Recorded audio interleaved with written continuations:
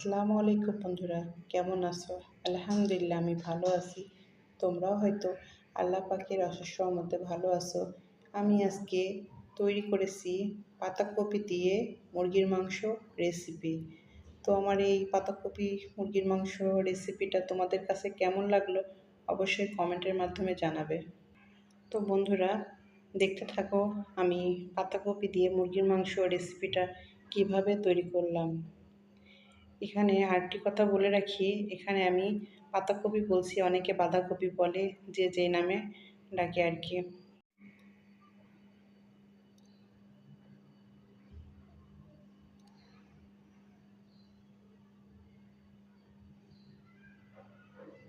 বন্ধুরা আমি আজকে তৈরি করব পাতাকপি দিয়ে মুরগির মাংস রান্নার রেসিপি। এখানে আমি পাতাকপিগুলো এভাবে ছোট ছোট করে কেটে নিয়েছি। তো বন্ধুরা আমি এখন মূল উপকরণে চলে যাব। আমি এখন ফ্রাই প্যানটা বসিয়ে দিয়েছি, এখানে পরিমাণ মতো তেল দিয়ে নিব। এরপরে আমি এক এক করে বাটা মশলাগুলো দিয়ে দিব। এখানে আমি নিয়েছি পেঁয়াজ বাটা, রসুন বাটা, জিরা বাটা, আদা বাটা, আর এখানে আমি নিয়েছি মেথি বাটা। মশলাগুলো এখন আমি সুন্দর করে কষিয়ে নেব। এখানে এখন আমি ব্যবহার করব তেজপাতা, দারচিনি, এলাচ, পরিমাণ মতো লবণ। তারপরে আমি অ্যাড করব হলুদের গুঁড়া 1 চা চামচ, মরিচের গুঁড়া 1 চা চামচ।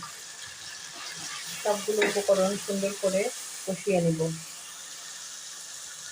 এখানে আমার মশলাটা সুন্দর করে কষানো হয়ে গেছে। এখন আমি এক এক করে মাংসগুলো দিয়ে নেব। মাংসগুলো দিয়ে সুন্দর করে আরও কিছুক্ষণ কষিয়ে নেব। এখানে আমার মুরগির মাংসটা কষানো কমপ্লিট। এখন আমি যেই পাতাকপিগুলো কেটে রেখেছিলাম সেটা দিয়ে নেব। দিয়ে সুন্দর করে আবার কিছুক্ষণ কষিয়ে নেব। এখানে আমার পাতাকপিটা অনেকটা কমে আসছে। এখানে আমি সুন্দর করে কষিয়ে নিব অনেকক্ষণ ধরে। এখানে আমার পাতাকপি আর মুরগির মাংসটা সুন্দর করে কষানো কমপ্লিট। অনেকটা সফট হয়ে গেছে পাতাকপিটা মুরগির মাংসের সঙ্গে। তো বন্ধুরা তোমরা যদি পাতাকপি দিয়ে মুরগির মাংস কখনো না তৈরি করে থাকো অবশ্যই বাসায় ট্রাই করে দেখবে পাতাকপি দিয়ে মুরগির মাংস রেসিপিটা। এখন আমি এখানে পাতাকপি আর মুরগির মাংসটা কষানো কমপ্লিট। পর্যাপ্ত পরিমাণে পানি দিয়ে নিব। এখানে আমি উষ্ণ গরম পানি ব্যবহার করেছি। তো বন্ধুরা এখানে আমার পাতাকপি মুরগির মাংসতে আমি পানি দিয়ে নিয়েছি। এটা হতে থাক, আমি 10 মিনিট পরে ফিরে আসছি। এখানে আমার পাতাকপি দিয়ে মুরগির মাংস রান্নাটা কমপ্লিট। এখন আমি পরিবেশন পাত্রে তুলে নেব। তো বন্ধুরা আমি এখানে মাংসটা পরিবেশন পাত্রে তুলে নিয়েছি। তো আমার এই পাতাকপি দিয়ে মুরগির মাংস রেসিপিটা তোমাদের কাছে যদি ভালো লেগে থাকে তাহলে অবশ্যই একটি লাইক, একটি কমেন্ট, একটি শেয়ার করবে।